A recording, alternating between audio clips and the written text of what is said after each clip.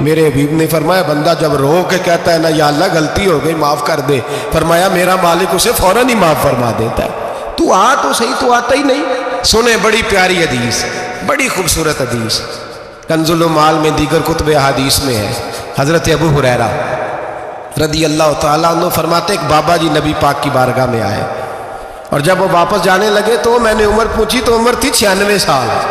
کہتے ہیں بزرگ جب آئے نا تو یہ بھویں جو ہے نا ان کی سفید ہو کے تو یوں آنکھوں پہ آ گئی، بڑی چھڑی بابا جی نے پکڑی ہوئی اور دونوں ہاتھ پکڑ کے نا چھڑی کے اوپر جھکے ہوئے ہیں ایک جانب، قربان جاؤں۔ کہتے ہیں جب وہ بزرگ مسجد میں داخل ہوئے تو میرے رسول نے کھڑے ہو کے استقبال فرمایا، کھڑے ہو، اور نبی کریم صلی اللہ علیہ وسلم نے آگے بڑھ کے بابا جی کو بازو سے پکڑا اور بٹھایا۔ حضور بیٹھ گئے، کہا بزرگوں کیسے آئے ہو؟ تو کہتے ہیں وہ بابا جی بات کرتے تو آنکھ کھول کے پہلے حضور کا چہرہ دیکھتے، پھر وہ بات کرتے تو ان کے لب و لہجے کے اندر بڑی پریشانی، بڑی تکلیف، بڑی مایوسی۔ عرض کرنے لگے یا رسول اللہ، حضور زندگی ساری گناہوں میں بیت گئی ہے، حضور غلطیاں ہی غلطیاں، یاد ماضی عذاب ہے، یا رب چھین لے مجھ سے حافظہ میرا۔ اے اللہ کے رسول بڑی لمبی فہرست ہے، پاپ ہی پاپ ہے، کالے سیاہ دفتر ہے۔ یا رسول اللہ صلی اللہ علیہ وسلم جب پلٹ کے دیکھتا ہوں حضور مجھے نیکی دکھائی نہیں دیتی۔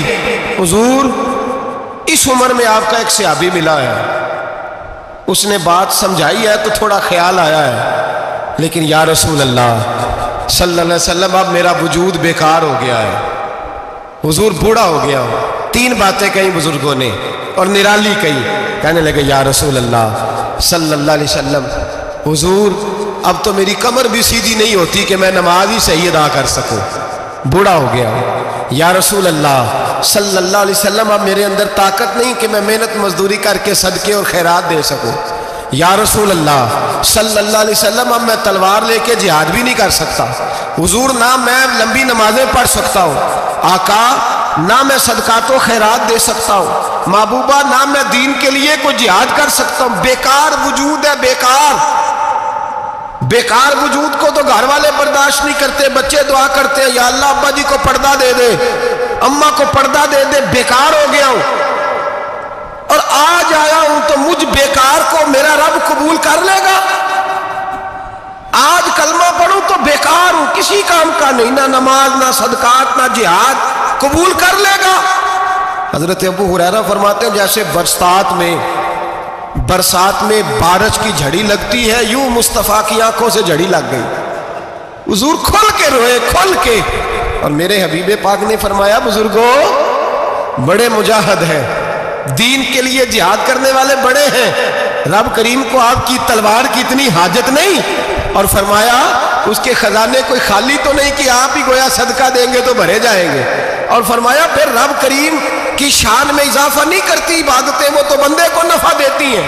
میں بزرگوں نہ آپ جہاد کریں نہ آپ صدقات دیں، لا لمبی نمازیں پڑھیں، آپ صدق دل سے آ جائیں، اللہ کے رسول کا وعدہ ہے رب آپ کو بغیر حساب کتاب جنت عطا فرما دے گا۔ آنا تو شرط ہے کہ نہیں؟ آئیں تو صحیح، نہ پہنچے تو صحیح، آ جائیں، اس کو نہیں عادت صدقات و خیرات کی، جہاد کی، تبلیغ، آئیں تو صحیح نا۔ تو آ ہی نہیں رہا، تو گھر میں بیٹھا ہوا ہے، تو سویا ہوا ہے، تو دکانداری کر رہا ہے، تو پیسے گن رہا ہے، تو آیا ہی نہیں، آ تو صحیح۔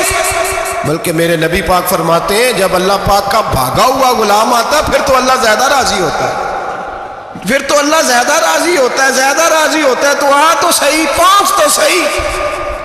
بلکہ صوفیاء تو اور بات کرتے ہیں، وہ کہتے تو کبھی بھول کے بھی رب رب کرے تو اللہ تو اسے بھی قبول کر لیتا ہے، بھول کے۔ ملا رومی کہتے ہیں بنی اسرائیل کا بندہ ہے، صنم پتھر کو کہتے ہیں، بت کو کہتے ہیں، بت کے سامنے کھڑا ہے اور ساری رات کہتا ہے یا صنم یا صنم یا صنم، اے پتھر اے بت، ساری رات پکارتا رہا، رات گہری ہو گئی، نیند کا غلبہ، تھک گیا، سونے کے قریب آیا تو غلطی سے منہ سے نکل گیا یا صمد، یا صنم کی جگہ نکل گیا۔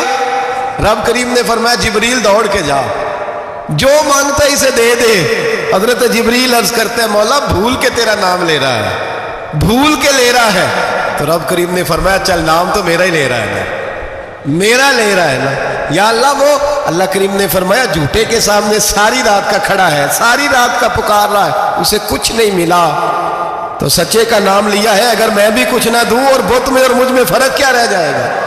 جا جو مانگتا ہے جھولی بھر کے دے، نام تو لیا ہے نا۔ او بھائی تو بہانا تو بنانا، وہ آ تو صحیح نا، تو یہاں آ جا، پہنچ جا، آ جا، بس بیٹھ جا، اس کی بارگاہ ناز میں حاضر تو ہونا، تجھے فرصت ہی نہیں۔ تو یاروں کے لیے ٹائم نکالتا ہے، بازاروں کے لیے ٹائم نکالتا ہے، گلیوں کے لیے ٹائم نکالتا ہے، چوکوں چوراہوں کے لیے ٹائم نکالتا ہے، ہفتے میں ایک دن ہوٹلنگ کے لیے بھی جاتا ہے، لیکن کبھی چھپ کے 2 نفلوں کی تجھے توفیق نہیں ہوتی۔ اور میں کئی دفعہ کہہ چکا ہوں، جس بندے کو بغیر عبادت کے رزق زیادہ ملنے لگ جائے اس پر آزمائش ہوتی ہے رب کریم کی۔